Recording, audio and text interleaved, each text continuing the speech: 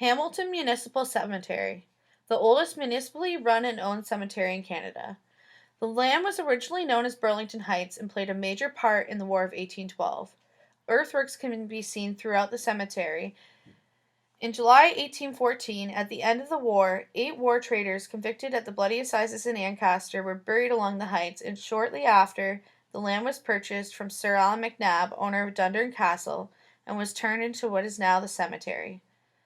The cemetery gatehouse, designed by William Hodging, an architect and civil engineer, was constructed and finished in 1865. Originally used as a chapel and mortuary, as well as the cemetery caretaker's home. The cemetery features the graves of many prominent past Hamiltonians, such as Adelaide Hoodless, who founded the first Women's Institute, Millionaires' Row featuring the Tuckett family vault of Tuckett Tobacco and the Scottish Rite, Sanford and Watkins family vaults. Another popular vault, the Stinson family vault, has unique Gothic features and is on 2 levels of the cemetery. The Buchanans of Auchmar are also buried, and alongside them lies Elsie Buchanan and her lover in unmarked graves. Elsie was the last Buchanan to occupy Auchmar, where she ran Hamilton's first home for unwed mothers. Down the street a bit, by one of Hamilton's elusive sunken gardens, lays the mass grave of the cholera victims, Hamilton's first pandemic. Now I'll talk a little bit about my time working at the cemetery office. Let's talk a little bit about the history of the Hamilton Cemetery, and we'll just kind of jump right in and show you guys some of the footage of what we kind of got today. All right. And basically everything Alex has found. She does all the videography and the filming and everything like that. I walk around like Buffy the Vampire Slayer, filming on my iPhone. So, yeah, let's just jump right into it, and I can show you guys what's kind of going on. And then Alex is going to talk about what happened when she worked at the cemetery office, which is a really crazy story. All right, so what exactly happened when you worked there, though? Like, that's kind of that's the part I'm more interested in, because I remember like having to stand outside and stuff like that because you were so freaked out about it. That's the truth. Yeah, and then you became like obsessed with the cemetery. Yeah.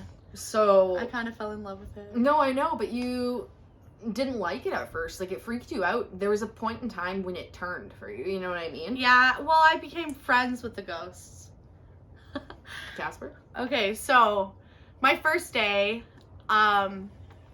it's my first job, and my boss on the phone, he goes, I was wondering if you could, instead of cleaning the bank, could you clean the cemetery office? And I'm like, what cemetery office? And he's like, York Street Cemetery office. And I'm like, yeah, sure. It's my first job, so I'll basically say yes to anything. Mm-hmm. I show up there, and immediately he brings me down into the basement. The basement it looks like there's dirt floors. It's very old. So you're freaked out at this point. I'm your boss, but like by the same token, this dude's just taking you into a basement. Yeah. You're like, what the fuck? I'm immediately freaked out, immediately get goosebumps, but I just ignore it. I'm like, I'm gonna work here. Like, it's a cemetery office, so I'm just freaking myself out. You're not really, like, for some background, we weren't really raised to be freaked out by places that are historical, ghosts, anything like that. Like, we were taken to Gettysburg growing up. Like, we were taken to... We ain't scared of no ghosts. We were taken to a bunch of, like, historical places that were, like, supposed to be haunted and things like that. So I think another way to preface it, too, is almost saying that you went into the job, you weren't freaked out by it whatsoever. Yeah. It was just a normal job. You were thinking to yourself, like, there's not really... Because at that point, it was... When was this? Would this have been maybe 2009? I think I started 2010, yeah. 2010, so... Actually, 2009, yeah. There's mad stuff. There was tons of stuff online at that point, but there wasn't the I had never specific looked it up or anything. And yeah, like she didn't want to look it up and kind of see. I don't think she thought to look it up beforehand because it was her job. Yeah, I just immediately told myself I'm not going to be scared. This is my job. I need it. I'm cleaning this office. So my boss, he brings me down into the basement, and the first thing he says to me, he goes, the last girl didn't quit because it's haunted. She quit because the vacuum was too heavy. And immediately I'm like, why do you even have to say that? like, why did you bring it up? Like, I'm like, okay. Okay. And then he basically shows me all the cleaning supplies and then says, all right, you're good to go. And he walks out and leaves me. And I'm like, okay, I'm just going to relax for a minute before I start doing my job. I go down into the cemetery office basement, and Of all places, why? I was already in it. I just said that wrong. I decided to go chill in the bathroom because I thought that was like really creepy space, and I was just kind of trying to prove myself I wasn't scared. So I'm sitting there on my phone, I'm lurking, scrolling down my phone, and I hear movement out in the other room again, and I jump up scared because I think it's my boss. And so you're lurking, and there was something else lurking. Yeah, and I'm scared I'm gonna get caught. So I run out there looking for him, and I see in the back corner of the back room that is just wood or just mud walls and mud floor filled with boxes of like records or something. Basically, it was mud. Like the walls were mud. The ground was mud. Yeah. There was like a little stone maybe. But it basically felt like I was underground in a cemetery. Like I felt like I was underground.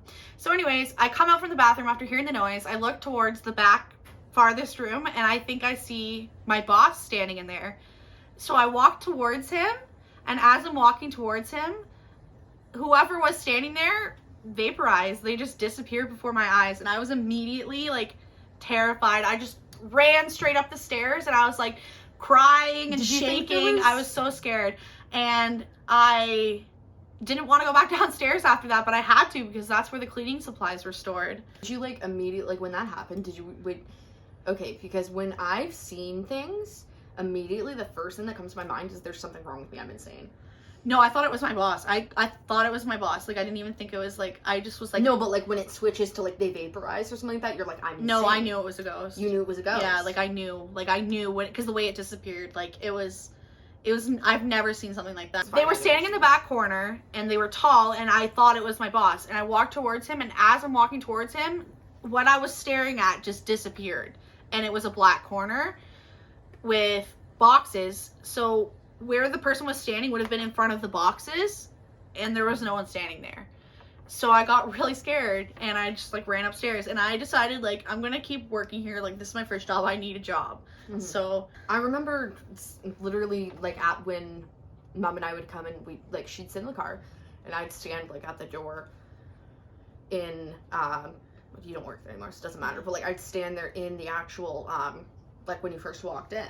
And you lock the door. Yeah. And I'd stand there and wait for you. Yeah. And weird, it wasn't, like, it was weird. Like, to be honest with you, like, it was... Everyone I brought in there said I had a weird feeling. Yeah, because it got to the point where, as bad as it sounds, she started bringing in, like, me or my mom... to just stand out by the front door. Or my dad. Because I was to stand there while she cleaned. So she could talk to somebody and just say, like, hey, blah, blah, blah. I was just too scared to be in there alone. Like, I didn't want to go back in alone anymore. Anyways, so when I was cleaning, there are a few things that happened over the years while I was cleaning there. Things would happen, like, frequently. Like, almost daily, there were giant black piles of moths. And so alarms would trip on their own. Like, I would be cleaning, and I would be in another room, and then the alarm would go off like someone was walking around in the other room. Like, it would say movement in the other room. Like it would, like the alarms would trip and there would be no one in those rooms, and I would have to run over and turn it off. And it happened. Did they give you the code and everything? Yeah. Oh, okay. The longer I was there, the more frequently it happened. So I was starting to get like a little weirded out. When I would clean the upstairs office, I used to clean the upstairs cemetery office, which I'm assuming is where the caretaker's house was because he used to live there. And when I was cleaning up there, I would just see things out of the corner of my eye. I would see like a darting figure. So I started to become really scared of upstairs. I would run up there and clean as fast as I could and run back down. Same with the basement, cleaning supplies. I would run down, throw the garbage, grab the cleaning supplies, and just run as fast as I could back up the stairs. But the main floor, I always felt calm, but I knew that there was still, like, I knew I was surrounded by thousands of... What about when you fell asleep? Spirits. Oh yeah, one time it was actually on Halloween.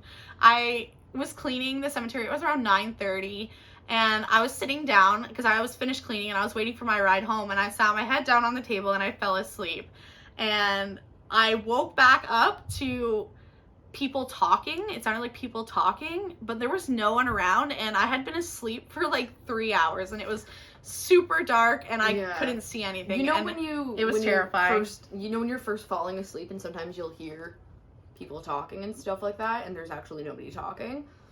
It's like that. Mm-hmm. It's weird. It's like you're transitioning from, you know what I mean? All the time I would like be cleaning a table, and I'd see someone peeking in through the windows from outside. Like, this would happen like all the time. I'd see someone peeking in through the window, and I'd look out to see if there was someone out there, and there'd be no one out there. It was weird. And when I used to walk up, like I would walk up towards the door, mm-hmm. and I used to always look in the window. And one time I looked in the window, and there was a person standing there staring back at me.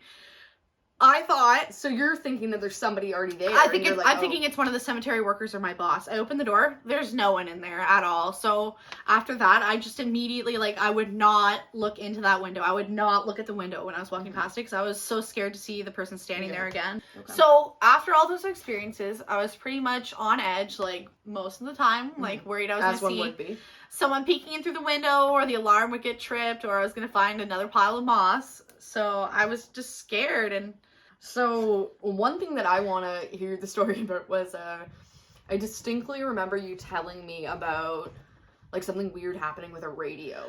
Oh, okay. That was, like, my final straw. That was, like, the last month I was working there. I'm just sitting there waiting for my ride home, and I'm sitting there, and all of a sudden the radio comes on, and it's, like, full blast. So I'm scared, like, I'm shocked, and I run over to turn it off, and it's not plugged in, and I'm shocked immediately that it's not plugged in, because I pull it right off the shelf trying to turn it off, because I thought it was going to be attached. Yeah. And I'm holding the radio, and I'm like, oh my god, it's not plugged in. So I turn it around to make sure there's no batteries in it.